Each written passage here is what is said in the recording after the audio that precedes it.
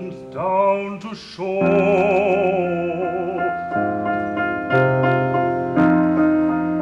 The valley's deep,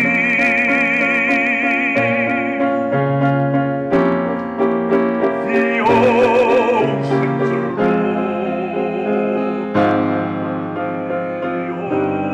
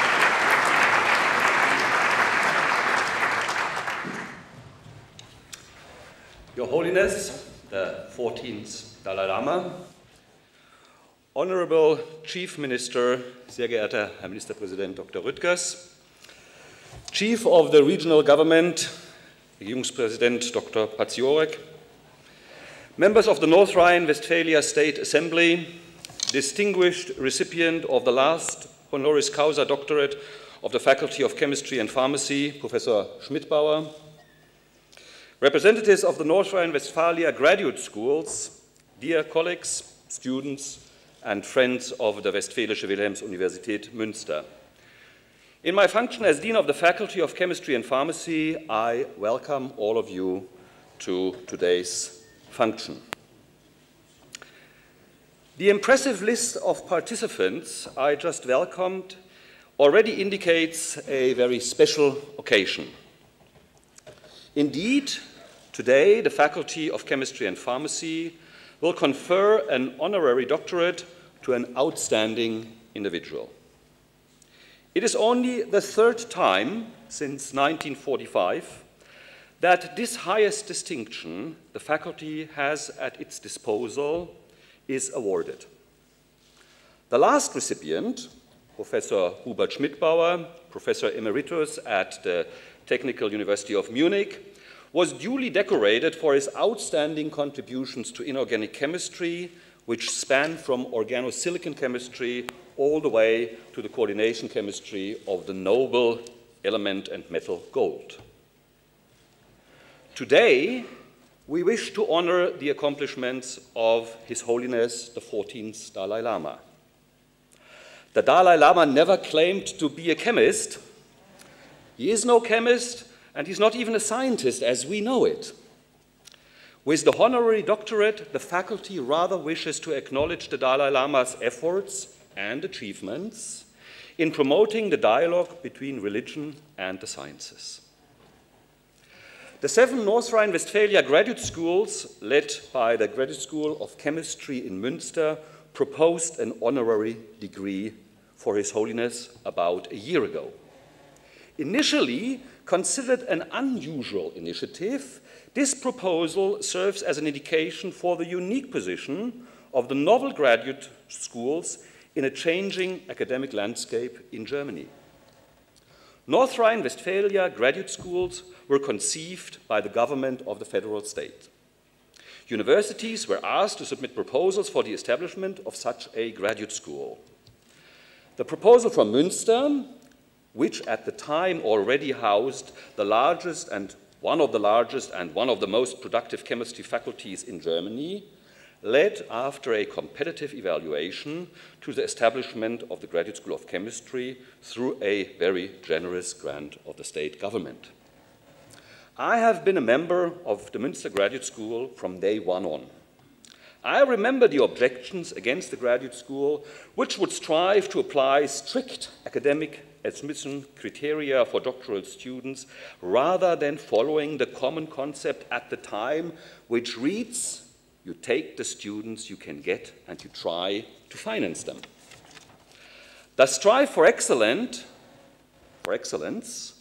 and the concurrent distribution of resources based on merits do not always meet exclusively friends at German universities, and Münster is included in this list.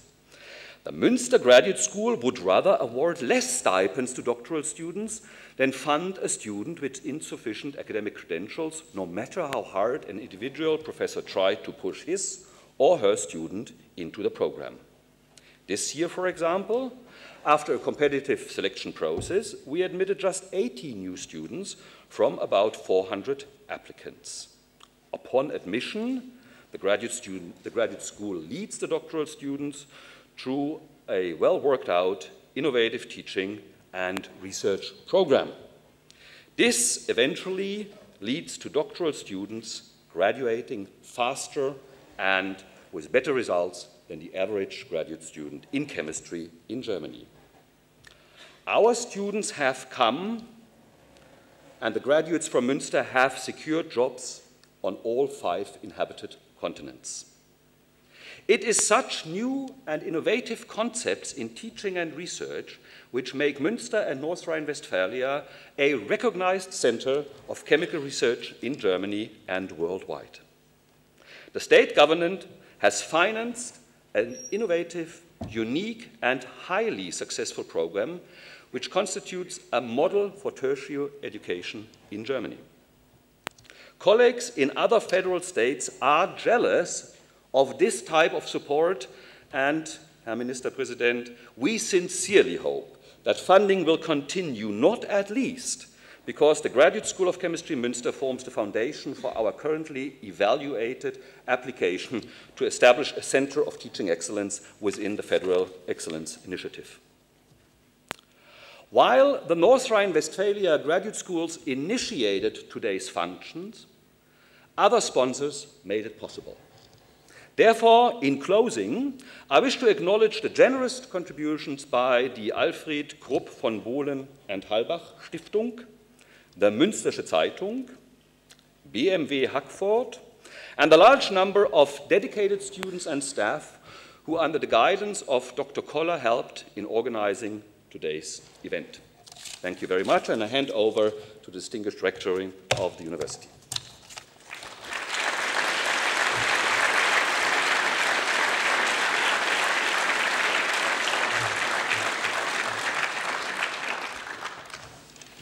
Your Holiness, Herr Ministerpräsident, and by this having addressed the very representative of spiritual power and the highest rank representative of secular power who is present today, I like to welcome all of you, dear guests of today's ceremony, which is hosted by the Faculty of Chemistry and for which stands in the Dean, dear colleague Hahn. Not all of you, I presume, are familiar with the procedure to confer an honorable doctorate on somebody, and especially with the preliminary course of action. Every faculty has its own regulations which rule the preconditions, and I think that Professor Galla will go on to this later on in his laudation. What I want to refer to is a very crucial moment in each process of decision-making about awarding an honorable doctorate's degree. It is the moment when the question is raised, will the candidate at all accept the granting of the doctorate? And then someone is picked out who shall sound out if the laureate would eventually give a positive response, or, what a dreadful thought, would unashamedly just say no. Fortunately, I don't have to sketch this situation in brightest because it obviously did not happen in our special case, otherwise we would not have come together for this solemn occasion. But imagine for a moment His Holiness, the 14th Dalai Lama, had countered the question of the accordance mediator of the Faculty of Chemistry by asking, why the hell should I do so? Such a situation gets the scout, the faculty, and the university into real trouble. A line of reasoning must be developed to overrule that objection, because it is probably not a very strong argument just to come back with, this title will decorate your business card. The core of the matter is rather the fact that the distinguished person himself must feel the distinction to be an honor. And in order to convince him, the institution which will pay homage to him must demonstrate that it itself is a prime address. So what has to be done paradoxically is to sing one's own praise. Hence, Your Holiness, I must ask for your forgiveness that I'm now going to violate the rule of modesty by pointing out the merits of our university. Let me start with the university on its own. We are the third biggest university in Germany. 40,000 students are learning and living here. Approximately 600 professors teach them and work on their research together with another 2,700 members of scientific staff and supported by around 1,700 employees in administration and techniques. The university occupies nearly 200 buildings, which are spread over 1/4 of the city's territory. University and city are very much interwoven and form together a stimulating area for living and learning. But size cannot just be put on a level with top quality. And as far as quality is concerned, we have a strong profile as well in science as in humanities. The university hosts 15 faculties which cover all disciplines except engineering and veterinarian studies. This forms a broad seedbed for interdisciplinary discussion and transdisciplinary research clusters. A university, just to mention a true example, where a theologist, who is in fact a Catholic priest, wrote a doctoral thesis in philosophy under supervision of a biologist whose field is the research of animal behavior, might not be such a bad address. Therefore, it is not at all an uncommon idea for most of us to inaugurate a religious leader, a doctor of chemistry. And this brings me to the Faculty of Chemistry. It ranks among top 5 in Germany, so that our university may be regarded as excellent, especially in this field. Moreover, this faculty, as we heard already by Dean Hahn, is most international not only in scientific discussion, but also regarding the students. The faculty hosts, among others, a German-Japanese graduate school, next to the Graduate School of North Rhine-Westphalia we heard already about. And the students, even of the North Rhine-Westphalian graduate schools, come from all over the world, mostly from Asia. Your Holiness, ladies and gentlemen, in fact, I do not know how the dialogue was conducted in reality. And yet, if I knew, I would keep it as a professional secret.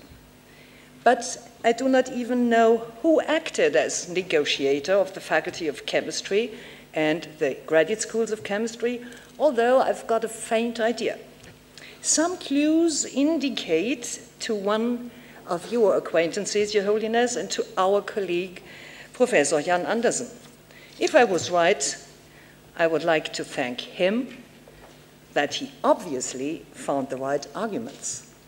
And I'd like to thank him and colleague Koller, too, for the invaluable efforts they made in preparing and organizing today's ceremony. But to be honest and to become adequately humble, how can all this weigh up the merits of Your Holiness? An ocean of wisdom, so one of the interpretations of your name.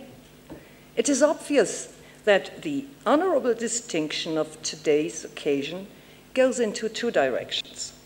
You, Your Holiness, will be formally honored, especially for, I quote, promoting the dialogue between religion and science, as it is marked in the document.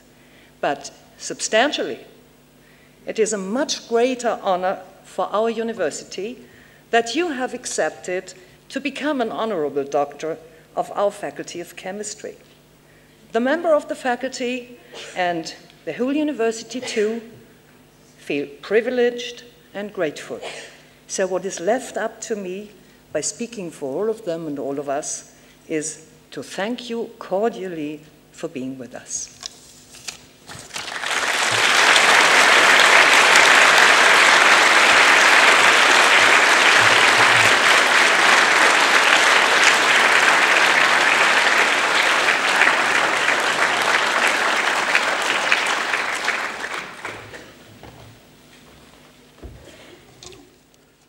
Eure Heiligkeit, Magnifizenz, Spektabilis, Herr Regierungspräsident, Herr Oberbürgermeister, meine sehr geehrten Damen und Herren. Unsere Welt ist kleiner geworden. Vormals ferne Dinge sind uns heute viel näher. Räumliche Entfernungen sind zusammengeschmolzen. Aber sind wir Menschen uns auch näher gekommen? Sie, Eure Heiligkeit, haben gesagt, heute sind wir alle voneinander abhängig. Niemand kann sich mehr in seine persönliche Festung zurückziehen, ein Inseldasein pflegen. Dieses Hinausgehen, das Verlassen der eigenen inneren Insel verkörpert kaum jemand so sehr wie Sie, Eure Heiligkeit. Ihre Reisen führen Sie um die ganze Welt. Die Hälfte eines Jahres sind Sie unterwegs, um mit Menschen zu sprechen und ihnen mit Ihren Botschaften zu helfen. Ihre Botschaft ist, die Menschen müssen sich näher kommen und sie können sich näher kommen. Durch Respekt für das eigene Leben soll Respekt für das andere Leben, den anderen Menschen entstehen. Respekt für das andere Leben heißt auch Respekt für andere Religionen, aber auch Treue zum eigenen Glauben. Daher haben Sie, Eure Heiligkeit, gesagt, tibetischen Buddhismus zu praktizieren sei für einen Westler so schwer wie den Kopf eines Yaks auf den Körper eines Schafs zu verpflanzen. Wenn man die großen Kulturen und Weltregionen vergleicht, dann gibt es viele gemeinsame Wertvorstellungen. Sie sind kostbar. Wir müssen sie pflegen und wir müssen sie ausweiten. Aber die kostbaren Gemeinsamkeiten schweben nicht im leeren Raum. Sie wurzeln im jeweils besonderen Reichtum einer jeweils besonderen Kultur. Daraus beziehen sie ihre lebendige Kraft. Daher bedeutet das Verlassen der inneren Insel zwar zugleich universelle Verantwortung anzunehmen, Verantwortung, die der Einzelne aber vor allem in seinem Umfeld, in seiner Gesellschaft und in seiner Welt hat. Wenn Ihnen, Eure Heiligkeit, heute hier an der Westfälischen Wilhelms-Universität in Münster die Ehrendoktorwürde verliehen wird, dann geschieht dies in Anerkennung Ihres Lebensweges, den Sie stets im Einsatz für Frieden und Gerechtigkeit gegangen sind und weitergehen. Für Ihren Traum von einem selbstständigen Tibet, für Ihre Diplomatie im Sinne des mittleren Weges mit China, aber vor allem für Ihren strikten Kurs der Gewaltlosigkeit haben Sie 1989 im Jahr der großen Umbrüche zwischen Ost und West den Friedensnobelpreis bekommen. Ihr friedlicher Kampf ist auch heute noch nicht zu Ende. Noch immer leidet Ihr Volk und noch immer müssen wir Menschenrechtsverletzungen beklagen. Kriege, so sagten Sie einmal, entstehen aus dem Scheitern, das Menschsein des anderen zu verstehen.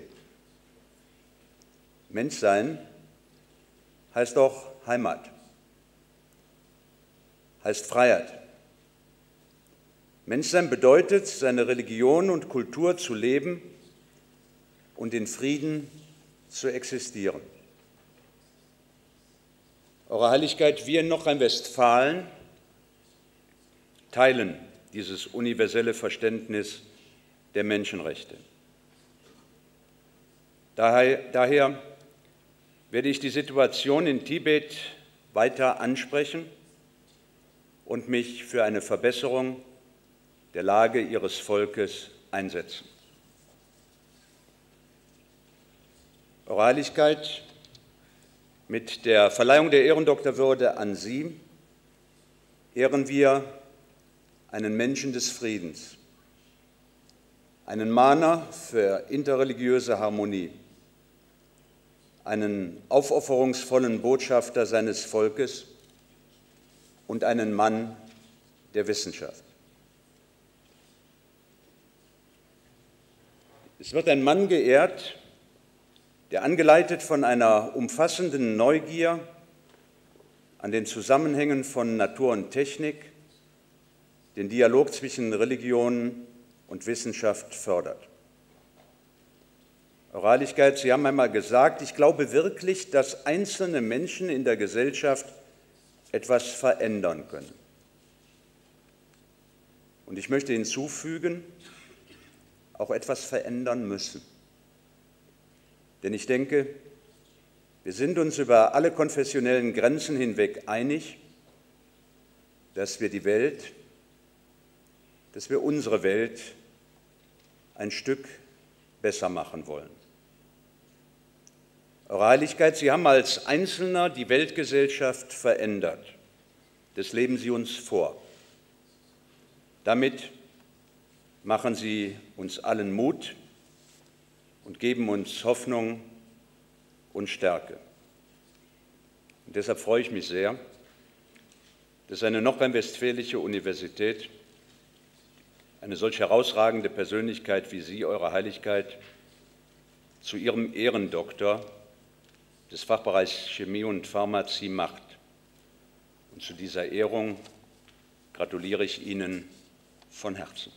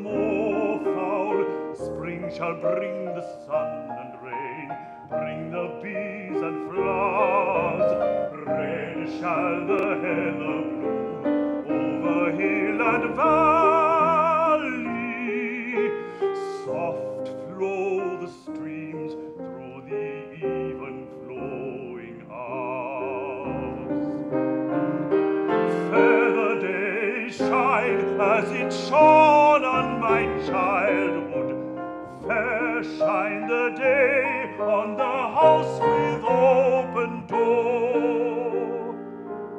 Birds come and cry there and twitter in the chimney, but I go forever and come again no more.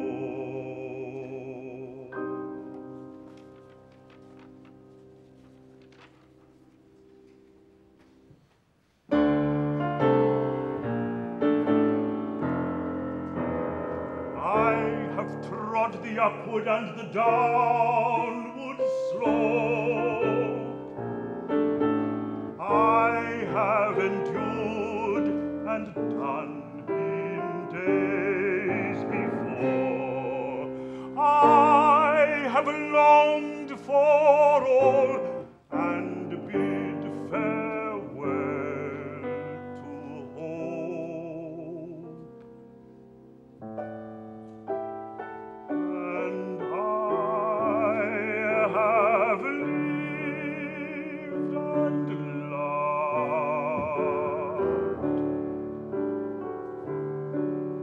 and closed the door.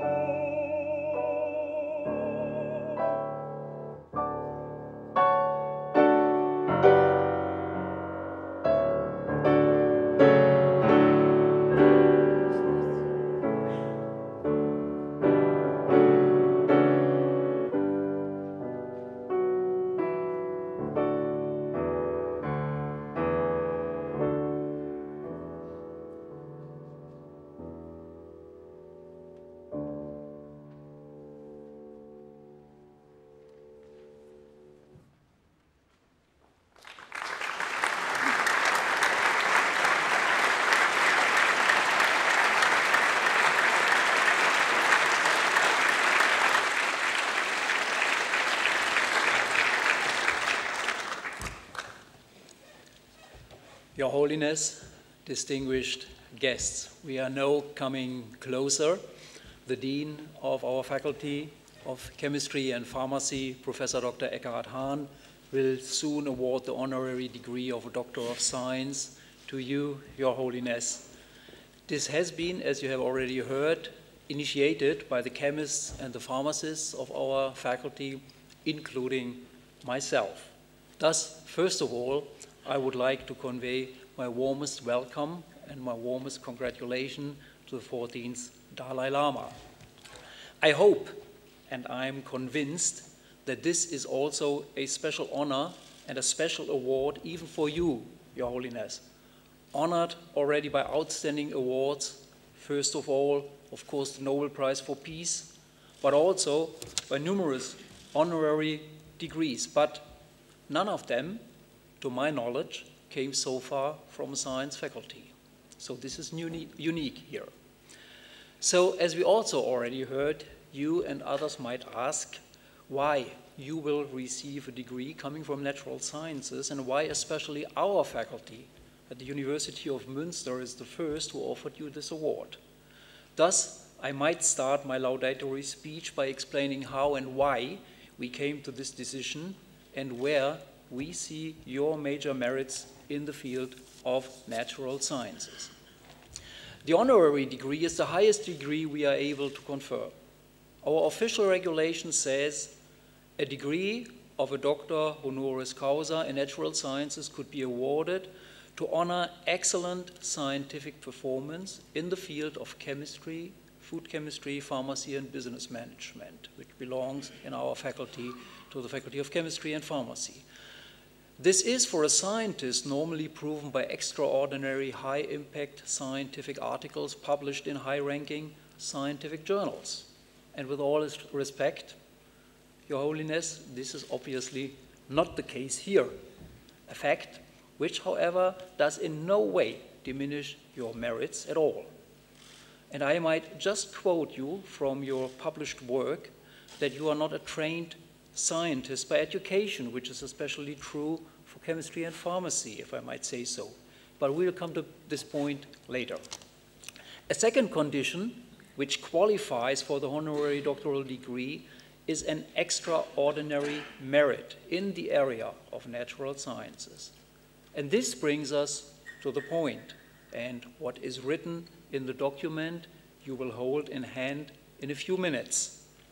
The Fachbereich Chemie and Pharmazie honors by this award the accomplishments of the 14th Dalai Lama in promoting the dialogue between religion and science. On the first sight, well, this seems to be what we might expect normally. But when one looks at it again carefully, considering different denominations, this has not been so in the past and could not be taken as granted even today. Of course, we are far from the times where Galileo had to fight for his view that the Earth is not the center of the universe, which was unacceptable at that time for the Christian Church. Nevertheless, the idea that spirituality and science are somehow contradicting is still present today. The priority between the two is still debated.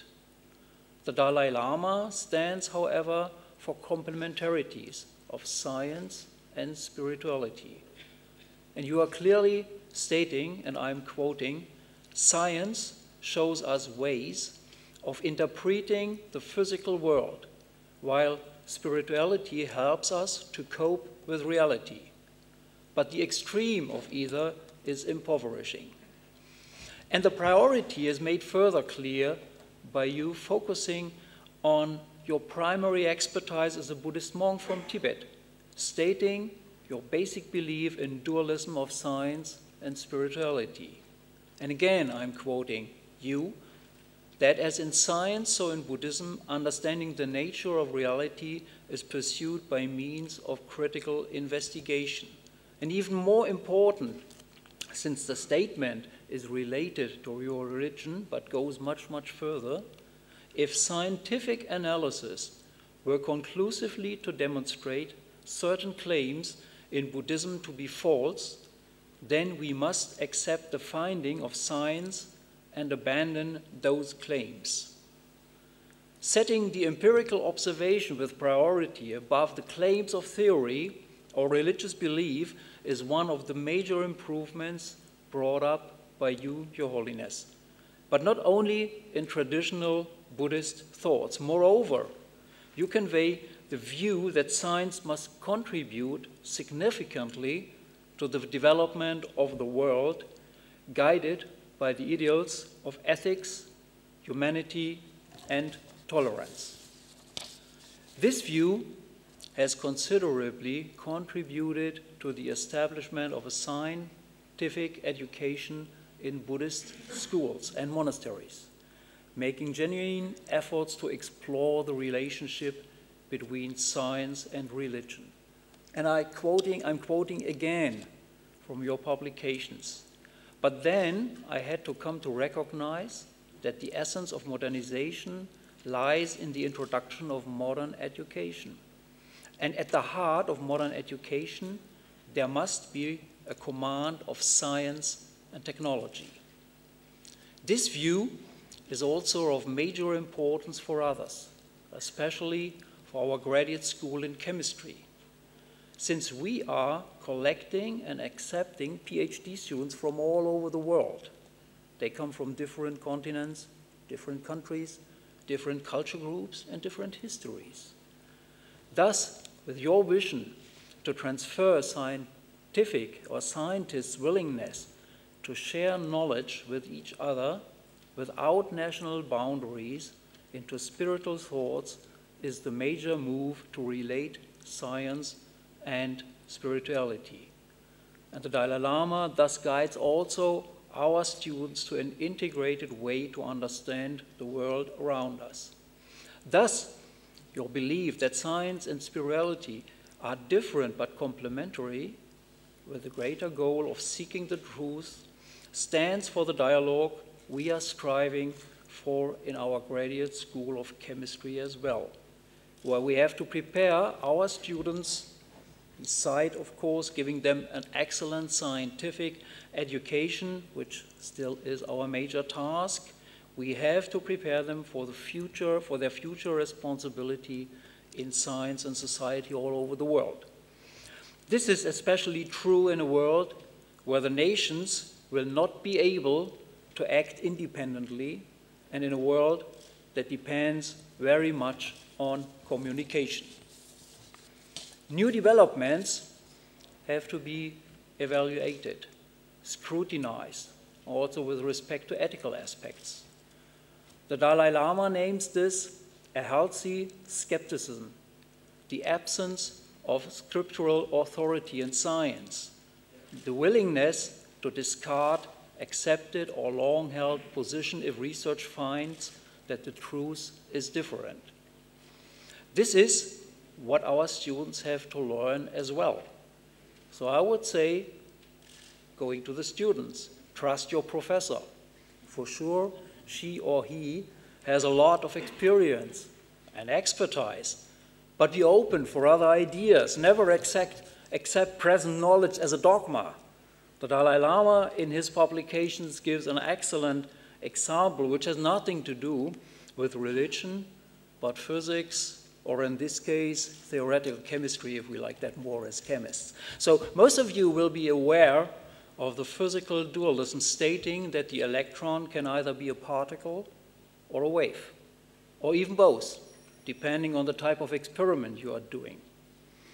This fact becomes more striking when you read the corresponding chapter, again in your book, The Universe in a Single Atom, published by our distinguished guest. You feel the excitement when you read that of the Dalai Lama trying to understand this phenomenon and getting a better grasp in the field of quantum mechanics, which I agree, even for a biochemist, that is tough and it's a hard job.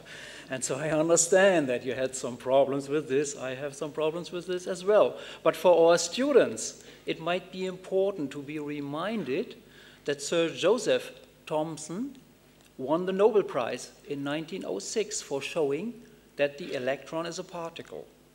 And interestingly enough, his son, Sir George Thomson, won the Nobel Prize in 1937 for showing that the electron is a wave. Well, this must have been tough for a PhD student to be in between. And this must be also complicated for the father-son relationship. But this is an excellent example to think about truth in science, which might be better called a temporary truth or a relative truth, again, depending on the experiment you are doing. In any case, openness for new ideas makes individuals receptive for fresh insights and new discoveries, always considering that the empirical phenomena have the priority. And you give a clear statement on this. If the experiment contradicts the theory, then it is the theory that has to be adapted. And this statement clearly points to the autonomy of science, but also to the limits of spiritual belief. Thus, science and religion are considered to be the fundamental units of all things. So how could the Dalai Lama come to such a brilliant analysis, to those important conclusions drawn from scientific facts? Where did he gain his knowledge, educated mainly for his tasks as a religious leader? Well, as always, a precondition has to be there, and this is the thirst of knowledge, eagerness to learn and to understand. And that, of course, you need teachers, experts in the field, but with the ability to explain complicated facts in a language which is understandable for the highly motivated and interested non-expert. So the best way to learn this is you invite the scientists for a discussion. As already mentioned, scientists are normally open-minded and eager to share their knowledge with others. They would like to convince colleagues in strong debates, but they are also highly motivated to transfer their ideas and knowledge to interested lay public, which means people who are not specialized in the given field. The Dalai Lama used this in a positive sense, this habit of researchers to communicate, and he invited outstanding scientists, first mainly from physics, theoretical physics, and from life sciences with focus on neurobiochemistry, to come to his biannual Mind and Life conferences, which he started in 1987 in India.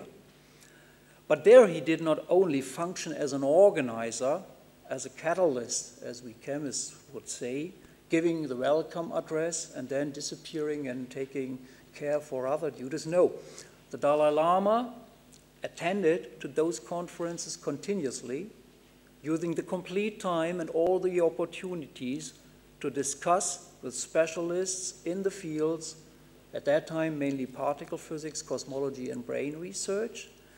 And thus he could develop a close relation to outstanding scientists, helping him to gather an excellent knowledge in those fields by asking questions and summing up the answers, and very importantly, to come to final conclusions. But he did more. He transferred his knowledge in science into the Buddhist schools, being the first who established interdisciplinary science-based classes in Buddhist monasteries. It was the 14th Dalai Lama who thus extraordinarily fostered the interdisciplinary dialogue between religion and science. Well, now we have to focus for some additional minutes to the question why this honorary doctoral degree is granted by the chemists and pharmacists of our faculty. The Dalai Lama, in the beginning of his dialogue with scientists, mainly talked about discoveries in physics and biology. As a chemist and trained as a biophysical chemist, I'm happy with that anyway. But if we go through the chapters in your book and read about evolution, consciousness, genetics, we find numerous correlations to chemistry. But at that time, we really did not name that chemistry, but this is some time ago when this book has been edited. Thus, I would like to guide your view somewhat more to chemistry, but not without pointing out that nowadays the borders between the disciplines are very diffuse. The simple question you brought up, Your Holiness, what makes the human body so different from a rock, already implies good knowledge in most of our disciplines. You have to know something about biochemistry, organic chemistry, physical chemistry, and inorganic chemistry to answer this question. Otherwise, you couldn't do that. These different levels of complexity in the aggregation of matter, as we would say, are scientific questions we are dealing with in our collaborative research center, again, together with the physicists. So we are very closely related to each other. And the same is true for our graduate school in chemistry. And looking around to the politicians, we are very confident that we will be further supported in the Excellence Initiative. And we have consequently incorporated biologists closely working with the pharmacists. In your considerations, Your Holiness, we find keywords like self-sustained systems, negative entropy, DNA replication, self-replication of inorganic crystals, transmitters and receptors. Those are also the keywords which you could find on the homepages of our institutes in the Faculty of Chemistry and Pharmacy, strongly, again, interconnected with biology and physics, and also with the medical school. I think those few examples are sufficient to prove that chemistry and pharmacy is an inherent part of your consideration, and you have demonstrated that clearly recently by including more and more chemists into your focus. Picking up only one name, Richard Ernst, the pioneer of NMR spectroscopy, Nobel laureate and a chemist. He is an excellent sample for this move, since he represents in particular the interdisciplinary character of modern research where physics, chemistry, biology, and molecular medicine merge. I am convinced that we thus will all agree with the final quotation again taken from your book, The Universe in a Single Atom, which is, in essence, science and spirituality, though differing in their approaches, share the same end, which is the betterment of humanity. With this, Your Holiness, I would like to end my laudatory speech, but not without saying thank you to you, Your Holiness, for accepting our nomination. We feel honored by your presence, and we are proud that you now will join the very small and distinguished group of only a very few outstanding personalities honored by this doctoral degree given by our faculty. Thank you very much.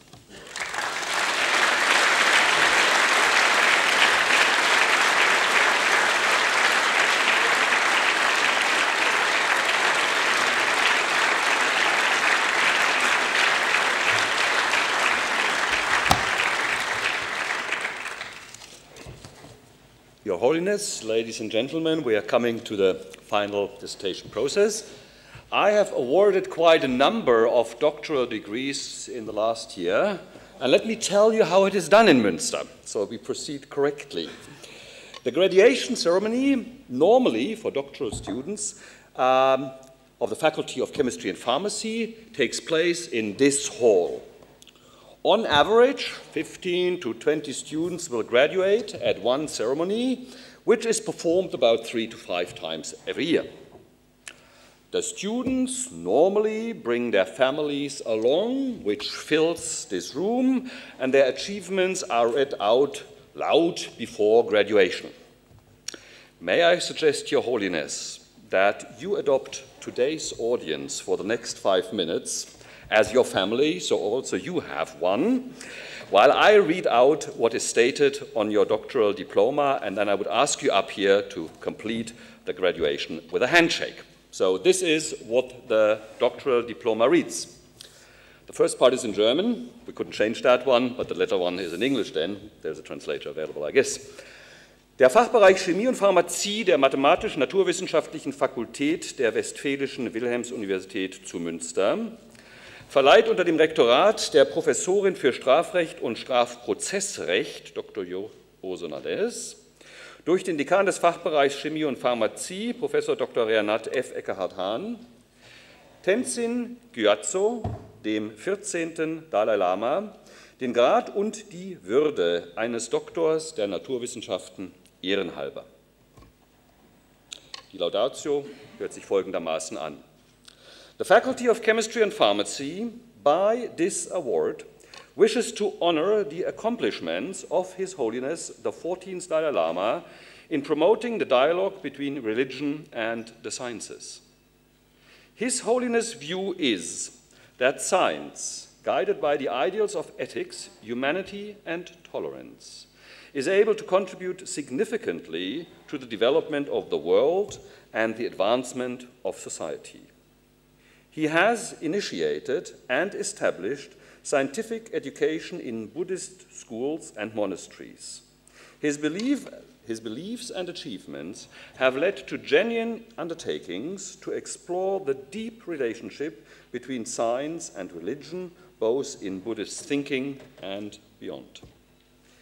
It is his major belief that spirituality and the sciences, each in their own right, aim at seeking the truth, and that while the two may well be different in their respective investigative approaches, in the final analysis, they both share the same goal: to expand the horizon of human knowledge and wisdom. His vision of inspiring traditional Buddhist thinking by scientists' willingness to share their knowledge with each other and beyond national boundaries is a major move towards uniting science and spirituality in an integrated way to comprehend the world around us. His view that science and spirituality are different but complementary, both sharing the greater goal of seeking the truth, is reflected by the dialogue of students of our graduate school in their future responsibility, both in science and society. Münster, September 20, 2007, Dean of the Faculty for Chemistry and Pharmacy. If I may ask you up here to hand over the document to you, as it is customary in our university, I would appreciate that. Maybe over here, so people can see you.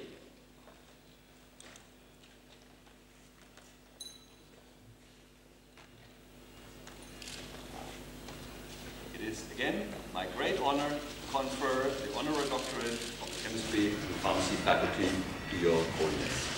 Congratulations. Thank you.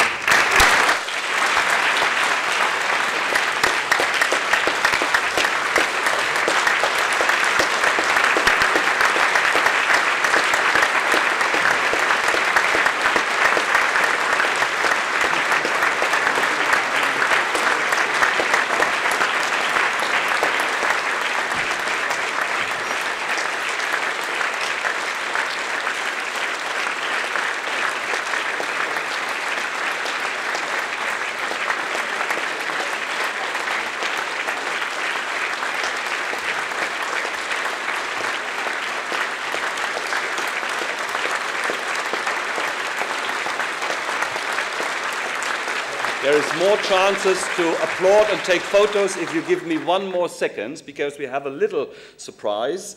Members of the faculty thought that the award of an honorary degree to the Dalai Lama deserved another initiative lasting longer than today's function. The sculpture Baroness Yrsa von Leistner created in 1975 in India, a bust of the Dalai Lama. You might remember this in 1975. And Yrsa von Leistner was the favorite sculptor of the first Chancellor of the Federal Republic of Germany, the late Konrad Adenauer. She created various sculptures of the late Chancellor. Her bust of the Dalai Lama has been privately owned by Mr. Günther Engel from Minden, who sits in the third row here, in the second row here.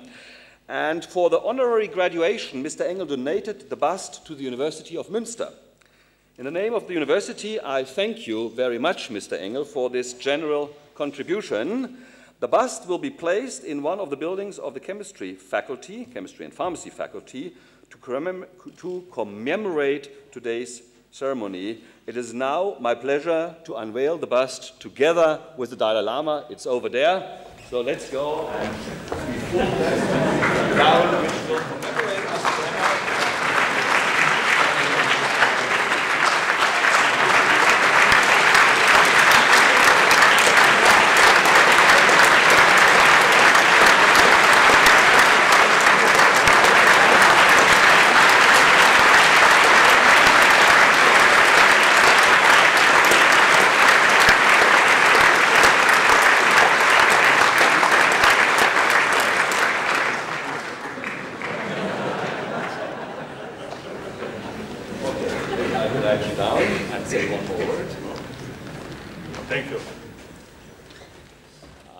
We will now hear one final piece of music, and I would like to ask the audience to stay seated after this piece of music, as the journalists will come down and take some more photos, and it would be almost impossible if everybody gets up for them to come down. So if everybody, after the end of the music, would find the time to stay 5 more minutes on his seat in this room, we would greatly appreciate this. Thank you very much.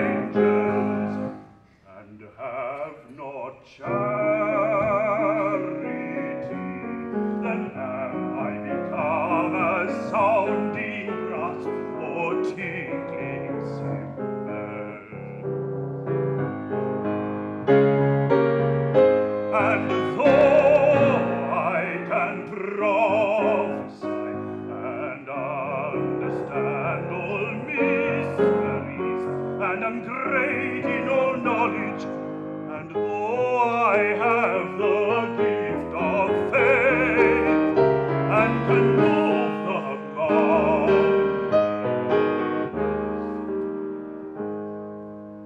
and have not charity, yet am I nothing worth, yet am I nothing worth. And though I give my worldly goods to feed the poor, and though I also give my body to be burned, and have not charity,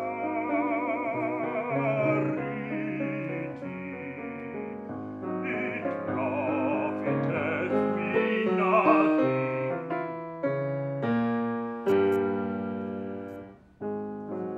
It profiteth me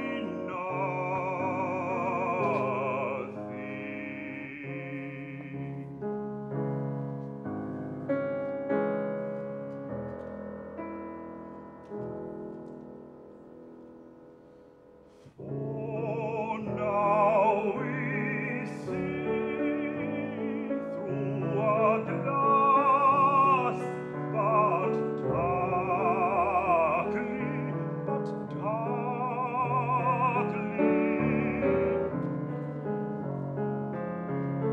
But then we shall see face to face to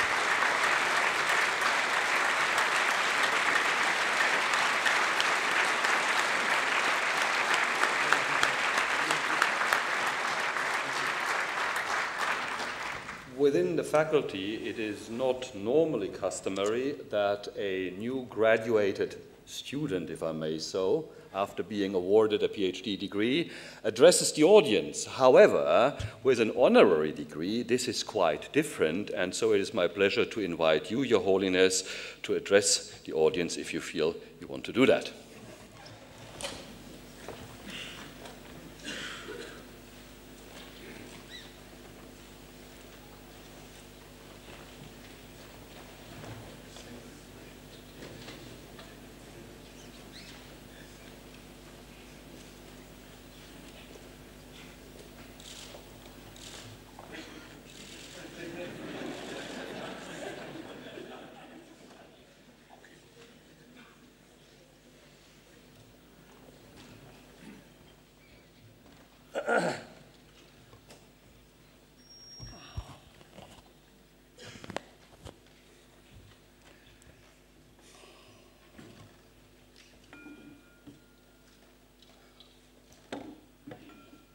대하다 년다 장기 에 졸라랍다 치무디니 존진다 기게 캬와나 버스셰 에 다가는 신기 나디디 에니 우수 존진 샤당 에 다가 군르나 버산제 상원으로 쉬야리야 등하데 그게다 졸라랍다네 시 그게다 가서 생다 니지 남바 샤가부중 투시 셰슈인 너무 다버들이 산다디 생리든 저에 되듯이 인도산에 믹스에 처르중 투시 셰슈인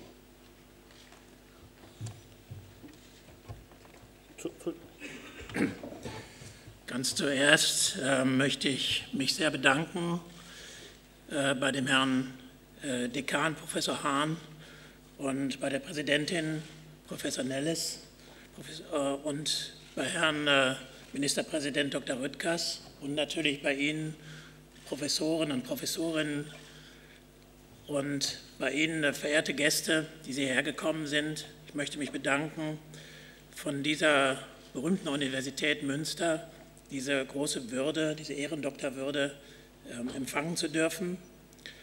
Ich bedanke mich dafür und insbesondere deshalb auch, weil ich diese Ehrendoktorwürde von einer Fakultät der Naturwissenschaften erhalte.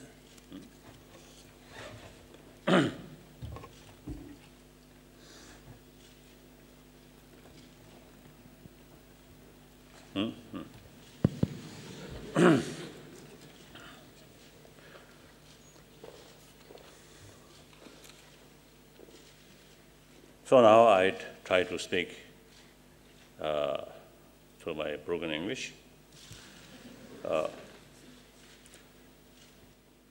Firstly, I want to thank to the singer. I think classical, isn't it? Yes, classical. I think classical. Your voice is really very strong and very beautiful. So I very much appreciate. And then the, what to say? Piano player. Although you are not singing, but your head.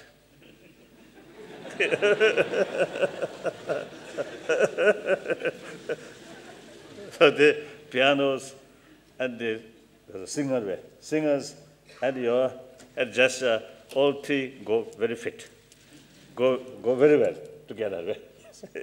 So I very much appreciate. Thank you. Then all the speakers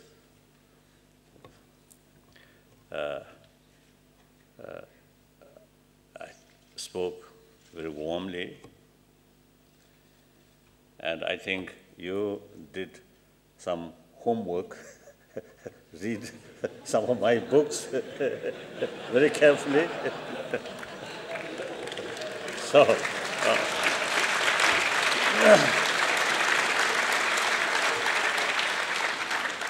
So thank you very much. Then Chief Minister, mentioned about the difficulties of my people, my country.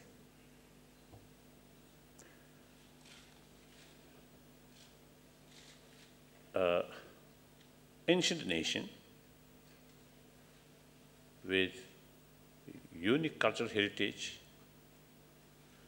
That unique cultural heritage, not only one ancient, but also relevant to today's world. So now that country, with its own cultural heritage, now actually dying. So that not due to nature disaster or due to some kind of civil war, some conflict among Tibetans themselves, not that kind.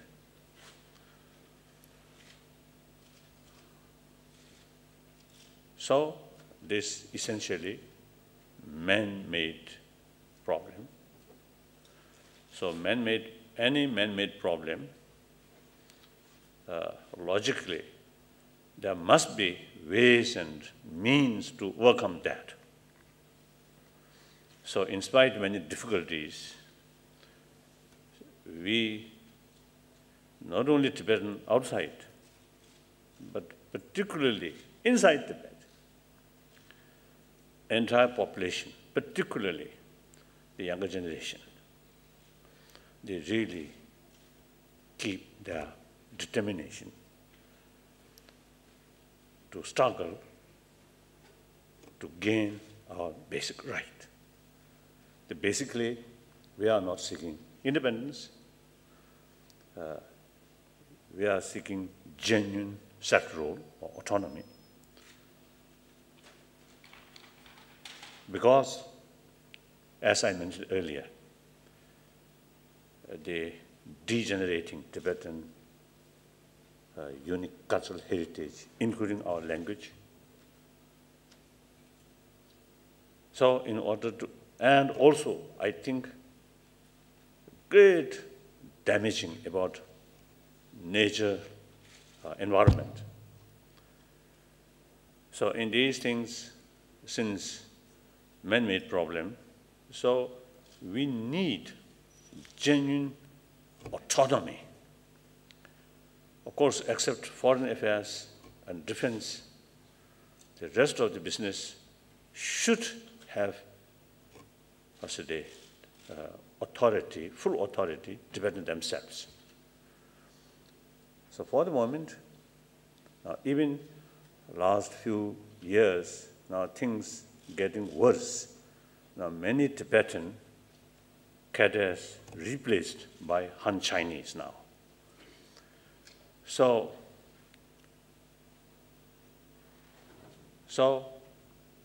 I think the best guarantee for preserve Tibetan cultural heritage, Tibetan spirituality, and Tibetan also the environment, we should have genuine autonomy. Actually, the Constitution of People's Republic of China has provided these rights. So, from our side, we try our best to find mutually agreeable solution with the Chinese government. But so I usually say telling people, our two hand, our right hand, we reach out to the Chinese government. So far, no concrete sort of result here, nothing we gain. So meantime, many parts of the world, and particularly in the European continent, in America, North America, many people including many government and parliament, want to help us. So our left hand, now since there are people who really offer their sort of help, and they really want to do something. So both hands now remain like this. Till some concrete result comes here. Your support is very, very essential.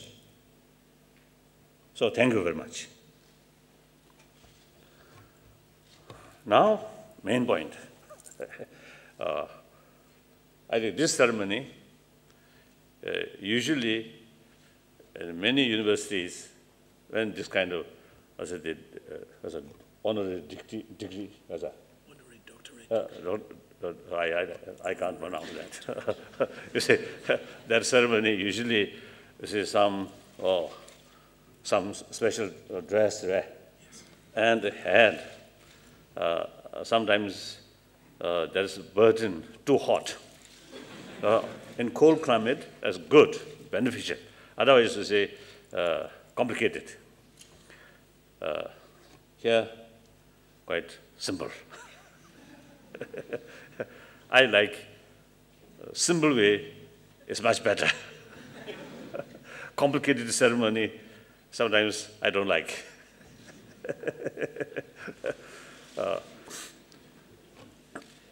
So the way the function carry this ceremony, I think very realistic and very practical and simple. I really appreciate. Very good. Then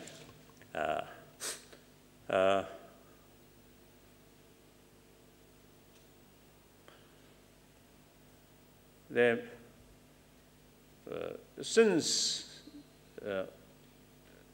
my childhood, right? Yes. Always curiosity. When I receive some, as a toy, something moving, or some noise comes, I always, how it work?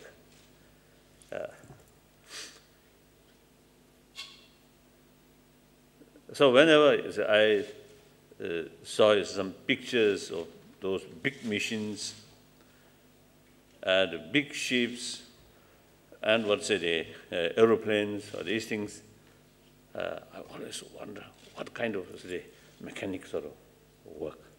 And also electricity from childhood, a lot of curiosity. So I think, frankly speaking, at a young age, there's more interest about these technology thing rather than Buddhist text.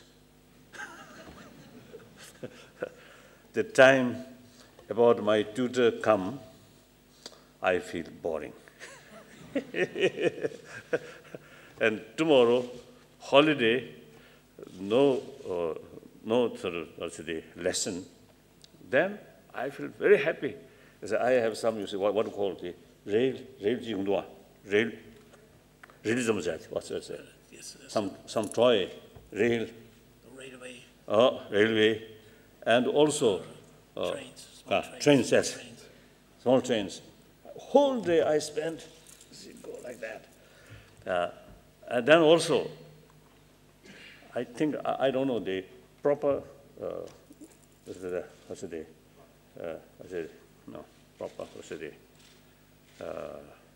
pronunciation, I don't know. The English sounds like, something like, I think the mechano or something. The small pieces of metal, and then make all sorts of things. I really fond to do that kind of thing. So, in my mind, always curiosity. Then on top of that, Buddhist training, particularly Sanskrit way, of Sanskrit tradition,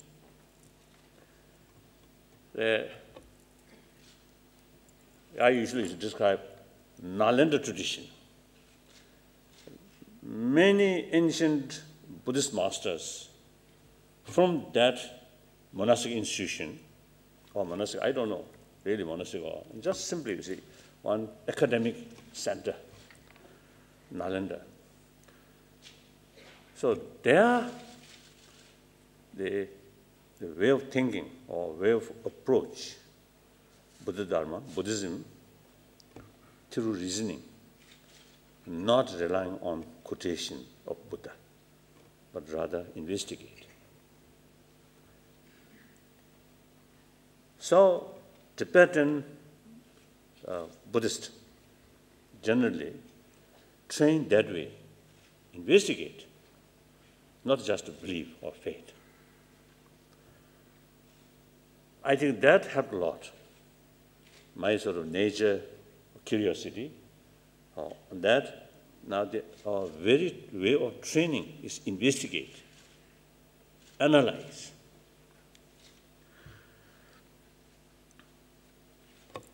So then eventually I developed, after we came India as a refugee, an opportunity meeting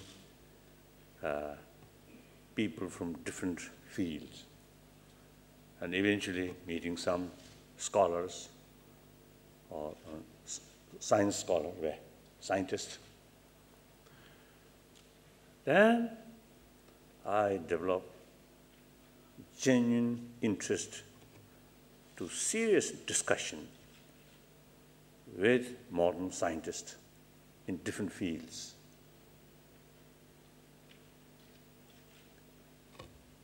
Then, in early stage,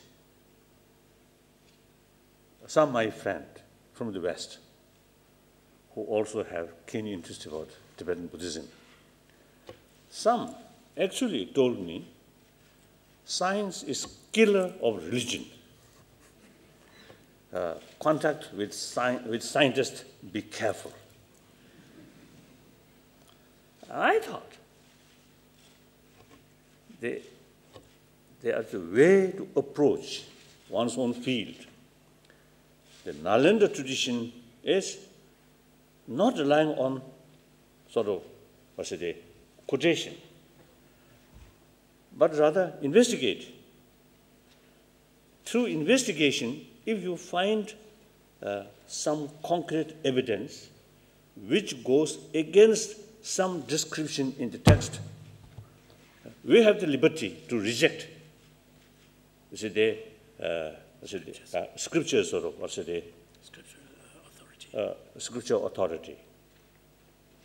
So there, so no difficulties, as you also said, they mentioned.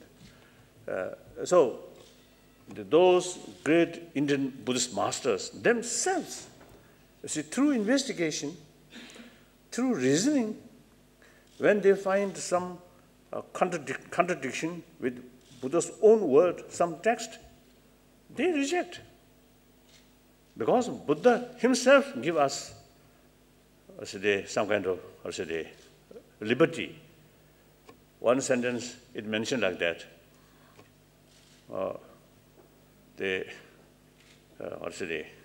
My follower should not accept my teaching out of respect, but rather investigation and analyze. So these great Buddhist masters, take that liberty, that investigation. So my own case, I also take small liberty to reject some of the Buddhist literature mentioned about, as also you mentioned, the world flat, and in the center, Mount Meru, and suns and moons, same level, go around like that. So some Buddhist text mentioned like that. I already take liberty to reject that. When I was in Tibet, I have the 13th Dalai Lama kept some, telescope, very strong telescope. So out of curiosity, look, moon, full moon. I noticed there's clear sort of shadow from the west when after sunset, when you look moon from the west, the shadow has come from the west. Right. So that means moon knows its own light, but from sun. So because sun going that way, so shadow from that direction. So I invited my two tutors. Please look, the moon knows its own light. That after carefully watching by my two tutors, afterward they said, oh, yes, now their light comes from sun. So two tutors teach me Buddhism, Buddhist philosophy, but I think in small way I taught two tutors the reality of the moon, isn't it? So then more regular discussion with scientists. And then generally, I always found the genuine scientists, their mind really very open and unbiased. They never sort of carry mental projection. Just open, investigate. What's the reality?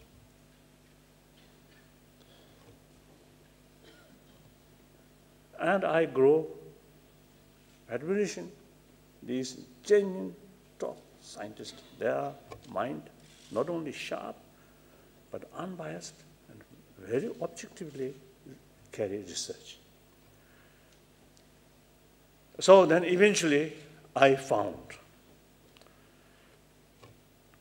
in Buddhist tradition, now here not Buddhist religion, I make, you see, differences. In Buddhism, 3 parts: Buddhist science,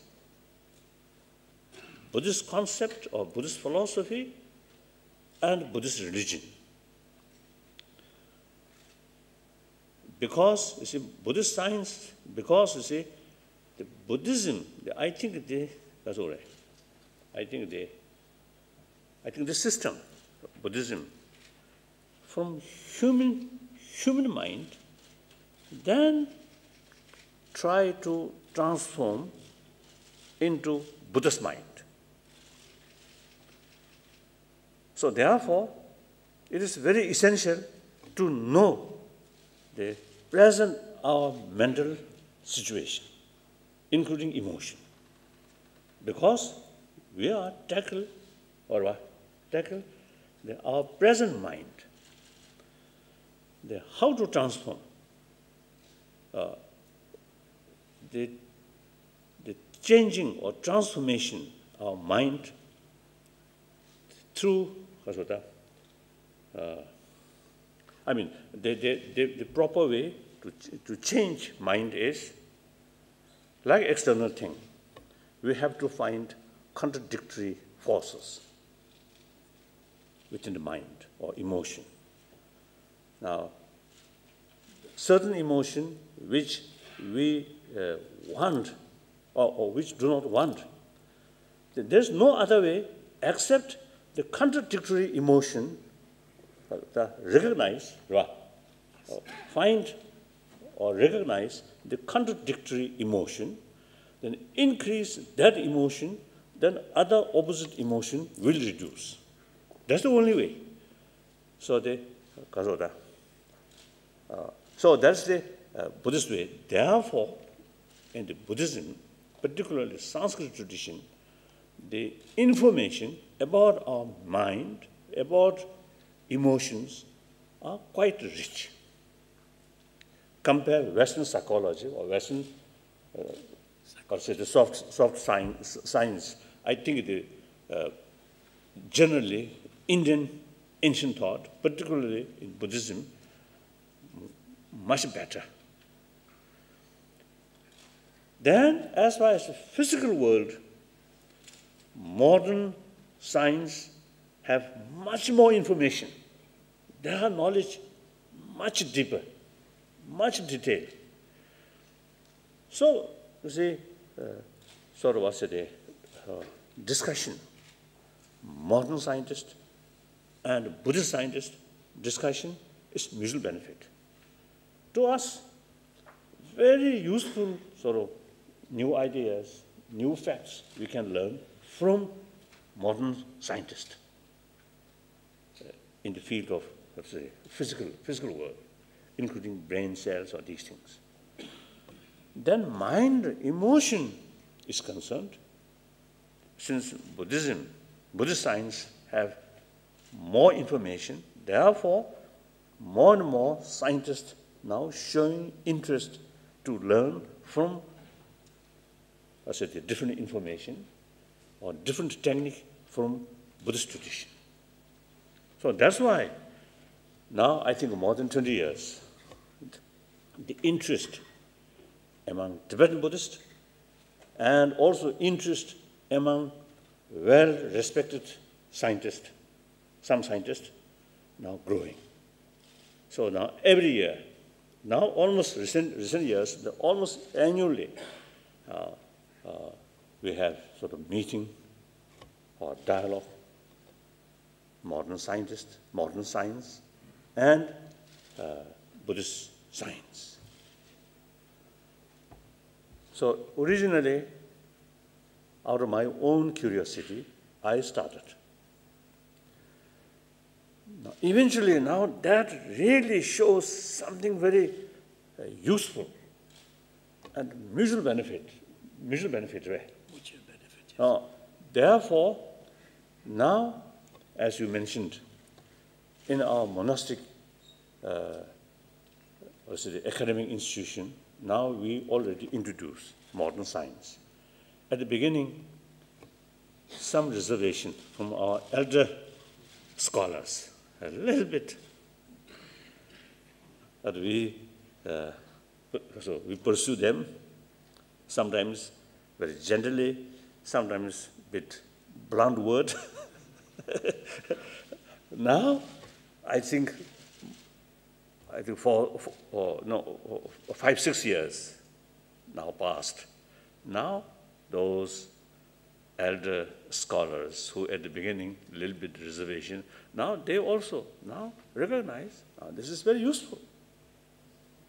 So, in Tibetan Buddhist academic field, of course, we need a lot of works, but generally now already well established. The new interest towards science and also the certain program to selected student. Now we are working in our curriculum, introduce some subject of science, journal, then selected student, the thorough sort of complete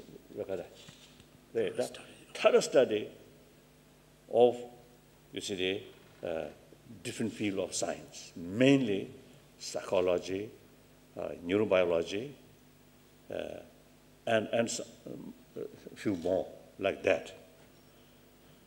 I think computer science, these are not much related.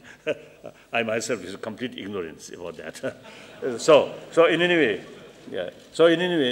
that is now, I think, I feel, since we become refugee, I think while we remain as a refugee community, with great help from Indian government and also some many other NGOs and individuals, so our modern education, now I think we really make some, we really achieve some, I think, some concrete result. Now, among them, study of modern science in our bigger Buddhist academic centers. I think this is one of our achievements. Now, since this is institutionalized, so my generation eventually will disappear. But since this study now institutionalized, so next generation, after generation, they will follow. So that I feel some contribution for closer contact. And then, as you mentioned before, the science up to now, I think mainly deal with external matters or particles. I think the internal, emotional world still has a lot of sort of, space still remain there. So I think further scientific research develop, I think Buddhist contribution can be some useful. And meantime, to the Buddhist, the wider knowledge about reality as a result of learning from Western science, certainly, I think, great benefit. So I very much appreciate you recognize some of my little contribution.